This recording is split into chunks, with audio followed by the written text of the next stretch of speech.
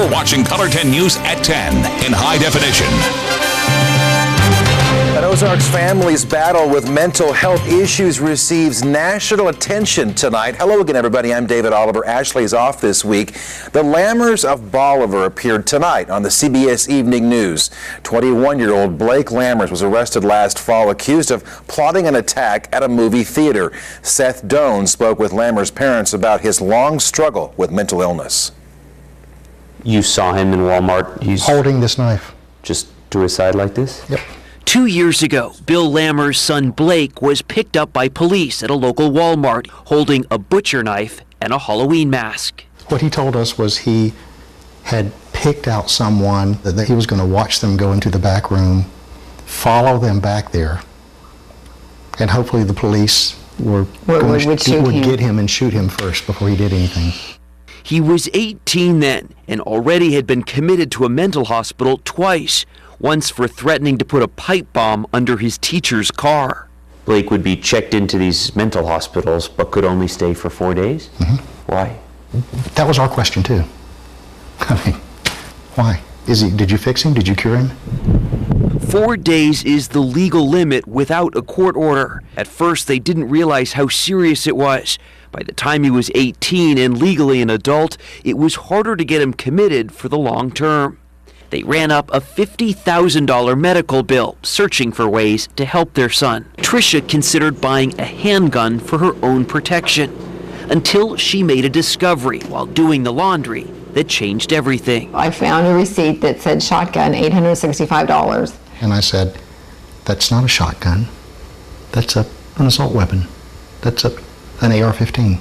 Blake, who's been committed 7 times. Seven times in a mental hospital. Legally bought an assault weapon from the place that he walked in with a butcher knife. That Walmart. Yeah, same one. Same one. How can that be? That's exactly our question. The reason, Blake was never involuntarily committed to a mental institution by the courts, so no mental health record turned up on the background check. A day after discovering the receipt, Tricia contacted police, who arrested him. He allegedly confessed that he planned to open fire that weekend at Walmart and also considered targeting the local movie theater. You turned your son into the police. Mm-hmm. He's in jail because of you. Mm-hmm. How is that as a parent? My first thought was, what have I done? I've just destroyed my son's life. And people would come up to me and say, no, you saved our lives. This is my hell. This is my hell. If I make it through this, then I go to heaven. A now 21-year-old Blake Lammers sits in the Polk County Jail, charged with 3 felony counts, including making a terrorist threat. He may face a life sentence. His parents say it could have been much worse, but worry that prison is not where he'll get the help he needs. And the man accused of actually carrying out that movie theater massacre in Colorado says tonight he is not guilty by reason of insanity. Today, a judge accepted James Holmes' plea. That means he will be taken to the Colorado Mental Health Institute now for evaluation. Holmes is expected to be returned to county jail in August. Holmes, you recall, is accused of killing 12 people and wounding dozens more last summer during a showing of the film The Dark Knight Rises. Changing gears now, Jamie Warner is watching for rain chances in the Ozarks. That's right. We've already seen one little round of rain move in earlier today. Really just some light rain. Areas that saw it only saw about 1/10 of an inch or less. Things are quiet now. Temperatures are mild. They're in the 60s in most spots. 67 currently in Springfield. And you can see what little rain that we had still out there earlier this evening is completely gone now. But to the west we go, and we find our next round of rain developing across eastern Colorado and western Kansas. And you can see a new severe thunderstorm watch just having been issued for central areas of Kansas and western Oklahoma, in anticipation of this complex of thunderstorms to move in later on tonight. We're going to have to watch this complex. It will likely move into the area during the day on Wednesday. In fact, probably approaching the state line by about sunrise on Wednesday, and then spreading east across the region during the morning into the afternoon. So I would count on some wet weather, some thunder, some heavy rainfall, maybe some strong winds with the initial round of storms that comes in. So just count on a wet day and the need of an umbrella, I think, at times tomorrow. Temperatures will probably be held down as a result of the clouds and the rain. Highs tomorrow expected to only be in the low to mid 70s. Jamie, thanks. Tonight, new at 10, critics of the IRS are delivering some harsh words after the targeting of conservative groups. The latest round of hearings on Capitol Hill. Those who had their tax-exempt status held up because of their conservative beliefs spoke out. One Tea Party member says she's lost sleep over thoughts about what the government might do next. And Color 10's Kevin Schwaller found a group in Branson is feeling a chill as well after this scandal. Kevin. Tara Suchman with the Tea Party Patriots HQ in Branson says her organization is losing money. The IRS didn't stall the application for her organization. In fact, she applied for a different tax-exempt status than the one in question nationally. Still, the fact that it happened to others, she says, is making donors afraid to give. These are just patriots that have been in here since, August of last year. When visitors come to this Tea Party group in Branson, Tara Suchman says they're more hesitant than usual. Isn't it sad? I have to be so protective of all these names. We have thousands of visitors. An Inspector General's report shows the IRS used the keywords Tea Party and Patriot to flag certain applications for tax-exempt status. The name of Suchman's group, Tea Party Patriot HQ. Hence the hesitation. Your big donors, your ones that own corporations or whatever, they have been very guarded. And Suchman says not only do people not want to sign this Tea Party Patriot HQ logbook, they also don't want to write checks because she has to report that information to the government. So you can't do billboards or newspaper articles or flyers or buy other merchandise unless you get donations from people. The report also found targeting started in the IRS office in Cincinnati. And you'll get different answers to the question, does it go beyond that? Democratic Congressman Jim McDermott. Which is more likely? That a mid-level employee is overwhelmed by 4 times as many applications as before, made stupid, irresponsible shortcuts, or that there's an administration-wide plot to take down community organizers. And reassurances of change only go so far here, when Suchman estimates she could be out thousands of dollars. Suchman says she joined a lawsuit. We don't have specifics on that litigation. Suchman only says that she hopes it stops any targeting. She also says it took 14 months for the IRS to approve a nonprofit group she's involved with to recognize veterans. Kevin, thanks. Now to more political coverage here at 10. Voters have chosen their next voice in Missouri's 8th congressional district. Tonight it's Republican Jason Smith. Tonight he defeated 3 other candidates in that special election. Smith now replaces Joanne Emerson, who left Congress earlier this year for a job in the private sector. The other candidates tonight were Democrat Steve Hodges, Libertarian Bill Slants, and Constitution candidate Doug Enyart. Also new tonight, Springfield Superintendent is now a finalist for another job. Dr. Norm Ritter applied to become Wyoming's Board of Education Director. Wyoming's governor will likely make a decision on this job by December. Dr. Ritter had already announced that he would not serve as Springfield Superintendent beyond the 2014-2015 school year. Also tonight, new at 10, electric cars are becoming more and more common around the Ozarks, and a new charging station in Springfield makes it even more appealing, perhaps, for folks to plug in and not have to fill up. Laura Kennedy is live at 10 with the place that it's happening. Electric car owners are just about the only vehicle owners not stressed out about the cost of gas prices these days. Instead of going to the gas station, they plug into the wall, either at home or charging stations like this one. Judy White is driving her electric car back from lunch break. While she's at work, she parks her Volt at the free charging station in Springfield. When it's available, we you charge it for at least half a day, but it takes just a couple hours to charge. The station is just 6 months old, and plug-in task force member Gary Gibson says it's a big incentive for people to drive their electric cars into town.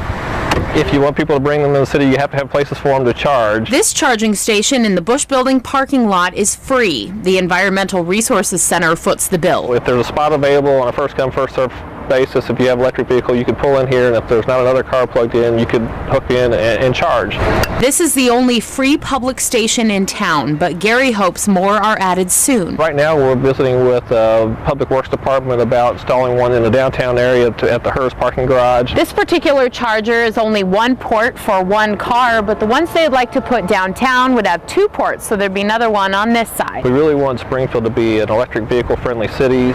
Judy drives 12 miles into town daily, but hasn't put gas in her car since March. I think it's a real viable option, and more people are going to get interested in it with the price of gas. She hopes with a growing number of charging options in town, she won't have to worry about gas prices anytime soon. The federal tax rebate for the purchase of a new electric vehicle is about $7,500, up to $7,500. If you'd like more information on those rebates, just visit this story on ozarksfirst.com. Reporting live, Laura Kennedy, Color 10 News. Filled up since March. How about that? Well, still to come, cancer drug shortages force some patients to switch medication in the middle of treatment. At 12 weeks, when we went back for the radiation, we had seen that she relapsed. In tonight's Family Matters report, the reasons for the shortages and how often they occur. We invite you to follow Color 10 on Facebook as well tonight if you'd like to do so. Find a little Facebook icon right there on ozarksfirst.com, then just like our page.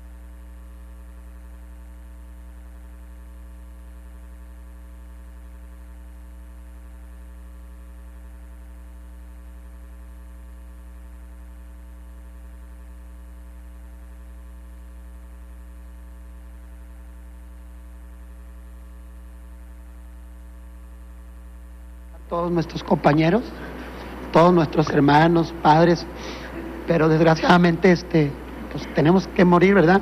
Unos por enfermedad, otros por accidente, otros que quitan la vida sin saber los daños que cometen a nuestros familiares y aguantar, porque esta vida pues nos tocó así. Hay que seguir adelante y un gran saludo, que Dios lo tenga en su santa gloria también a Héctor Garza. Hay que guardar todos los bellos momentos en el corazón, señor Chavana. Al hijo del ninja, a toda la familia Garza, sé pues más o menos por lo que están pasando. Les deseo una pronta resignación. A mi abuelita, a mí también me duele mucho, gracias a toda la gente que también me estuvo enviando sus ánimos. Mi abuelita tenía 87 años, desgraciadamente ya está con Dios. O bueno, a lo mejor afortunadamente está mejor allá. Paula Loredo Cantú era su nombre y... Claro que está mejor allá, porque por decir, ahorita está mi padre, ¿sí? Está Adrián, está Jorge, está Javier, o sea, están formando ellos allá una familia, y pues ya si uno se muere, pues ya tenemos despedido a dónde llegar, ¿verdad? Quienes creemos en Dios, claro, sabemos que ellos descansan.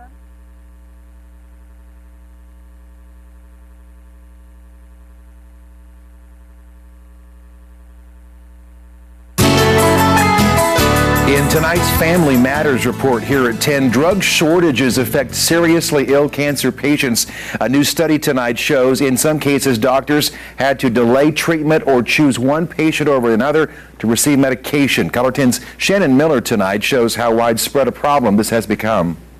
Hundreds of drugs have been in short supply in recent years, including many to treat cancer.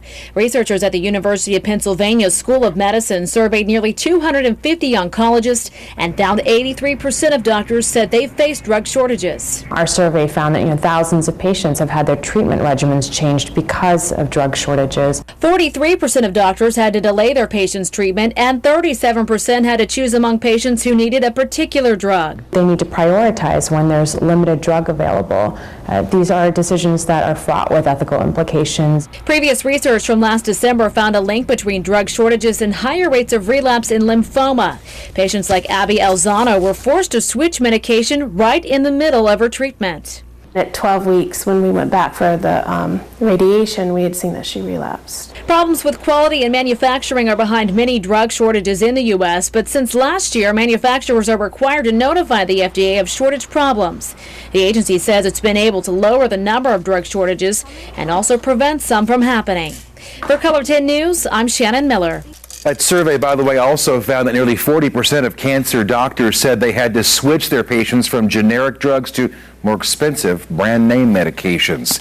Time for an update for you right now on our storm chances here in the Ozarks tonight. Jamie Warner's back in the Weather Lab. All is quiet, David, right now, and it looks like it's probably going to stay that way for most, if not all, of the night. But wet weather is on the way when it arrives. We'll take you hour by hour through that forecast coming up.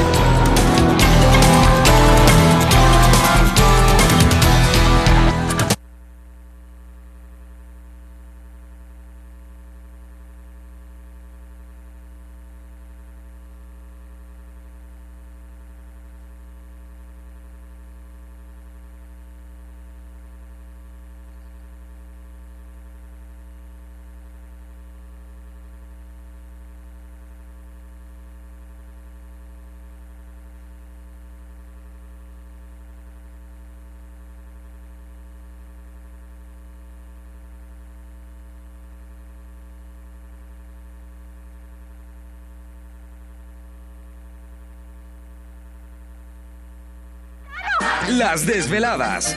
Martes a viernes, 7 p.m. Pacífico y 10 p.m. Este. La TV, la original. Daño solar.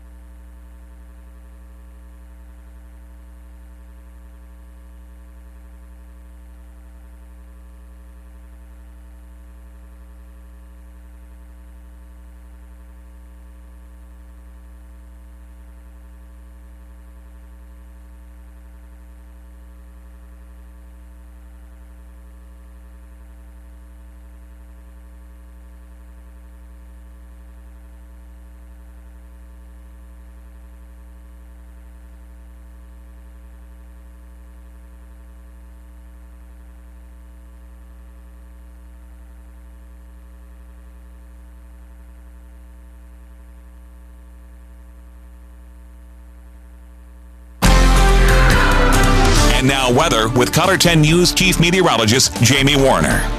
All right, outside right now, we've got quiet weather conditions. Skies are still partly to mostly cloudy. Still some starshine to be had out there. 66 right now. Winds light out of the east at 5 miles per hour. Notice those dew points, they've come up. We've sort of moistened the atmosphere a little bit. And that's going to make it easier for this next round of rain and thunderstorms to move into the area. And we will see it move in on Wednesday. You can see it taking shape right now across western Kansas. New severe thunderstorm watch having already been issued for areas further east across central Kansas and western Oklahoma, as it looks like this will likely be a high wind maker, that round of storms right there, as it marches on off towards the east and east-southeast, and looks like it'll make its way into our neighborhood probably sometime around or shortly after sunrise on Wednesday. Here's the setup. Basically, we have this cold front right here. We also have the low-level jet, which is developing right now. that area of winds about a mile off the surface that often develops at night. And we're also going to find a disturbance making its way out of Colorado through western Kansas. So all these ingredients coming together to generate this storm complex, which is already taking shape.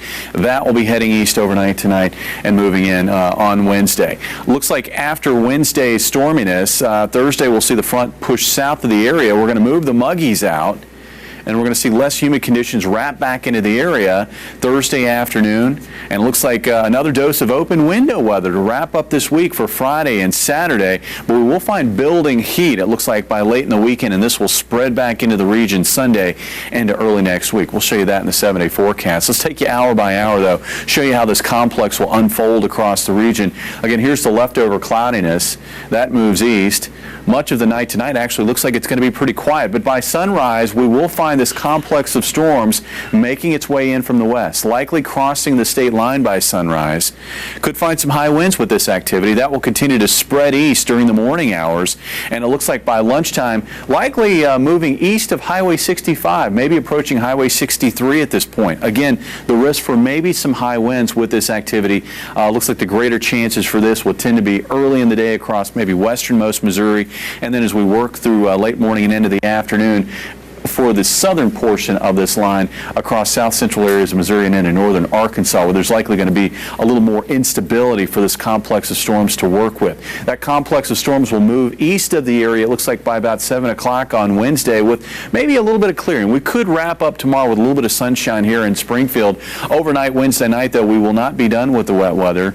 Areas, especially south of Highway 60, will likely see some additional shower and thunderstorm activity develop. I think this is underdone as far as how much rain we'll see out there Wednesday night, and that'll carry over into Thursday morning before we finally push this latest round of wet weather out of the region. Rainfall totals kind of depends on where you live, but I wouldn't be surprised if most areas don't pick up at least a half an inch of rain and maybe as much as an inch to an inch and a half of rain in some areas. 63 overnight tonight for the low. Tomorrow, with the clouds and the rain, it's going to be a cooler day than it could be. It looks like highs only in the low 70s here in Springfield. Areas that can get a bit more sunshine, where the rain arriving later in the day will make it into the upper 70s, like West Plains, Mountain Home, and Harrison. After the storm, again, a comfortable forecast for Thursday afternoon, for Friday, for Saturday. Low humidity. Morning lows in the 50s Friday morning and Saturday morning. Highs in the 70s. Looks like by Sunday, again, that heat will be building back into the area. We'll see highs in the 80s. We'll see the humidity increasing. That'll carry over into next week. And along with the heat and humidity, we're going to find a chance for showers and thunderstorms each day, Sunday, Monday, and Tuesday. You know, the kids want to go to the pool, all the kids out there, and this is not quite pool weather just yet, but toward the end of the 7-day maybe. Now when it's only in the 70s and it's cloudy, that is not a fun day at the pool. Daddy's not getting in at that point either. All right, thanks, Jamie. Felt good, you know, a little erratic with my location, but that's understandable first time out, and mainly just pleased with how I felt. Well, a big league Cardinal was in town tonight. Could he shake off a rusty start on his journey back to St. Louis? Nick has more on baseball's bombshell.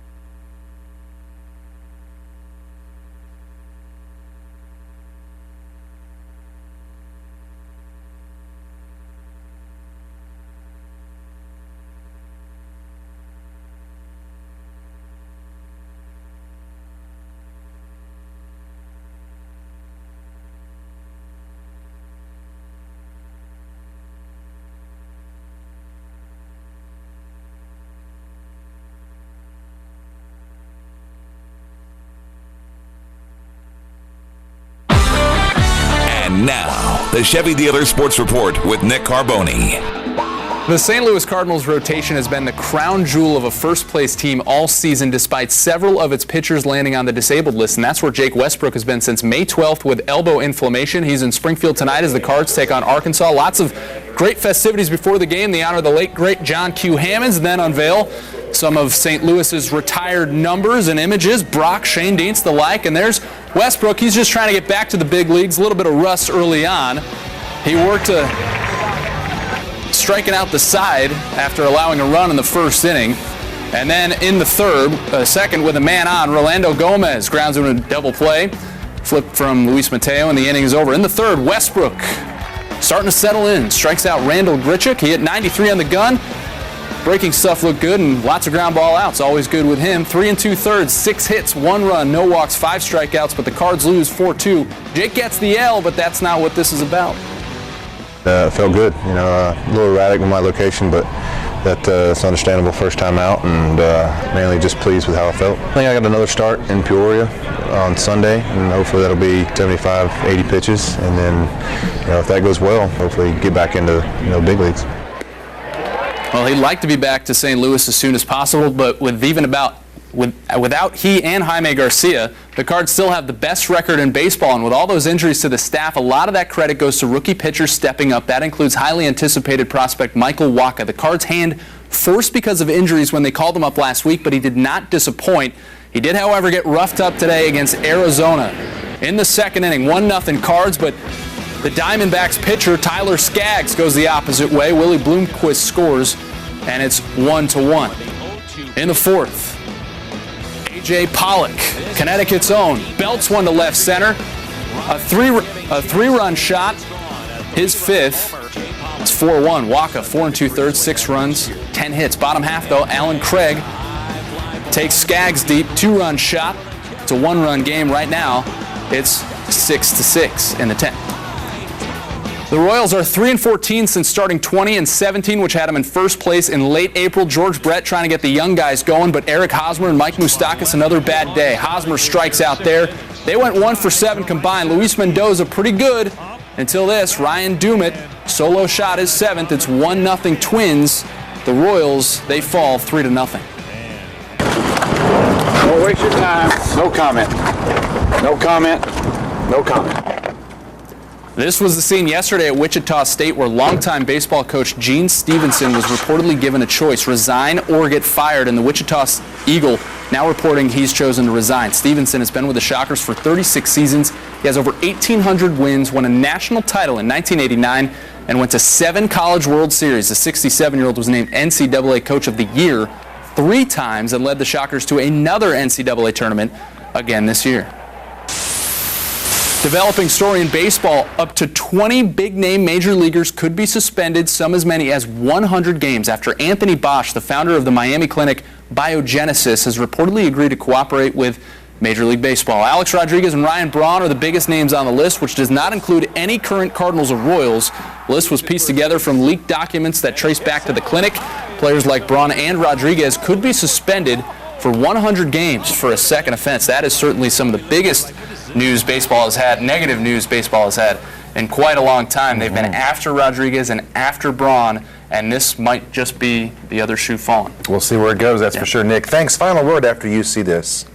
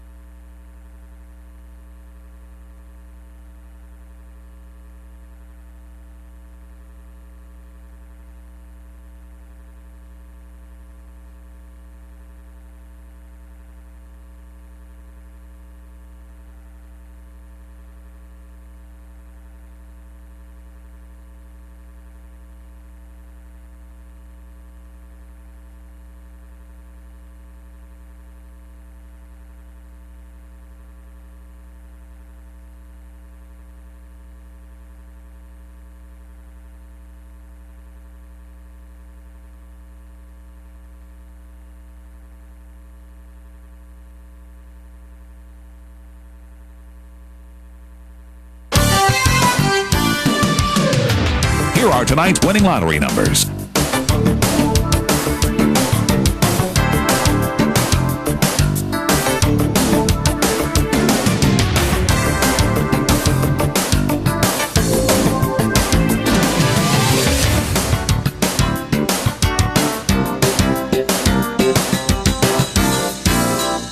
Color 10 News will continue in a moment.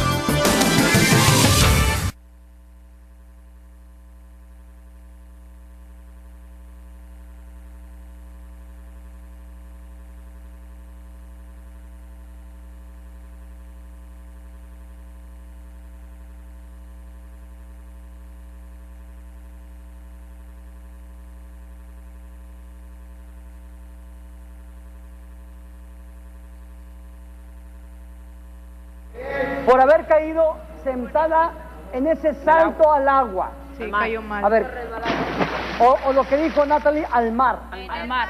Es que yo cuando me iba a entrar al mar me resbalé y por eso caí de sentón y me hizo todos los moretones. O sea, estaba el arrecife. Y todavía pagaron. Natalie, ¿sabe qué es el arrecife? Oiga, una pregunta. ¿Qué les dijeron sus guías después de tanta tragedia? Nada. No tenían ni palabras, señor Chávez. No tenían palabras. Y todas les cobraron, hombre. Oiga, ¿esos guías qué onda? Nosotros agradecimos después de ahí a Dios porque nos, o sea, ¿Cómo dijo? es que nosotros agradecimos a Dios porque la verdad yo ya pensaba que ahí me iba a morir. Bien feo.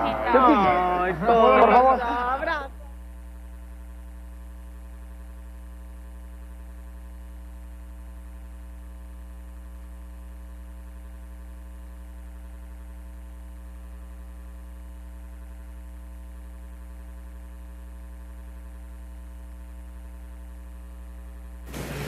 Well, we've been talking about 80s TV Sitcoms, shows. We've that's been right. singing theme songs here during the commercial. You got rain tomorrow. Wait for the CD. Oh boy, it's going to be good. Rain tomorrow? It looks like a wet day tomorrow. We're certainly going to need the umbrella at times. Rain, thunder, maybe a little bit of severe weather. I'd watch for some high winds with some of the thunderstorm activity as it rolls in.